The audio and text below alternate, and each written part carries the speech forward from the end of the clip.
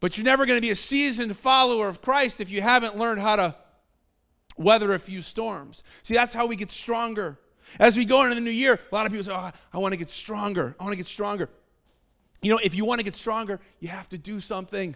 You have to lift some weights. You have to do some work. You got to put some work into it. Say, oh, I just want to get strong, but I don't want to put any work into it. I don't want any pain and any suffering. I just want everything to be smooth. If we just want everything to be smooth, we're not going to get stronger. But if we want to get stronger, we have to take a step. We have to do some work. We have to put in the effort in order to get stronger. We want to be stronger, but without paying the price of working out.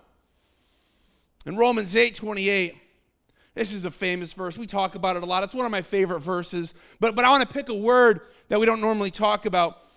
It says, and we know that in all things God works for the good of those who love him, who have been called according to his purpose. Very encouraging verse.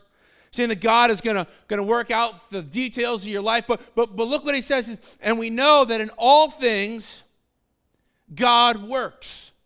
God works. Underline those two words. God works. In all things, God works. That means that God is at work in your life. God is at work in the situations. In your notes, God is always at work in the situations of your life. God is always at work in the problems that you face. God is always at work in the hardships that you're going through. God works. God is at work. We know that God works all things together for good if you love him and if you're called to his purpose. And he will often accomplish more in the uncertain times than in the times that are smooth. So what do we do when uncertainty becomes more uncertain? When the bank account gets lower and lower, when all hope seems lost? See, if we're putting our peace, if we're associating our peace with our circumstances, then when your circumstances fail, your peace fails also. If my peace is in my investments, if my peace is found in a relationship, if my peace is found in a job, and I lose those things, then I've also lost my peace. See, God can accomplish a lot in your life when things aren't going well. Many of us look back and say, oh, I can't wait until 2020 is over. But maybe God needed to bring you through 2020 to teach you some things, to grow you, to get you a little bit stronger than you were before. Because maybe next year is going to have some difficulties that you're going to need that strength for. And because he prepared you through this difficult time, you can have peace in the future. See, God can accomplish a lot when things aren't going well. In your notes, we don't learn much when life is smooth. See, we need to work out.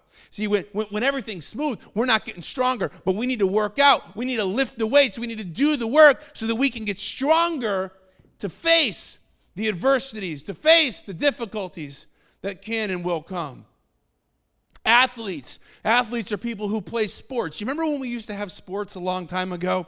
You know, sports, I mean, these athletes, they watch video reels after they compete. Whether it's in basketball or football or tennis or NASCAR or rodeo or whatever it is, they watch it. And why do they watch it? They watch it to study their failures. What did I do wrong? How did I mess up? And how can I improve the next time around? They don't learn anything from having a perfect game. What they do is they learn from their failures. They learn how to improve.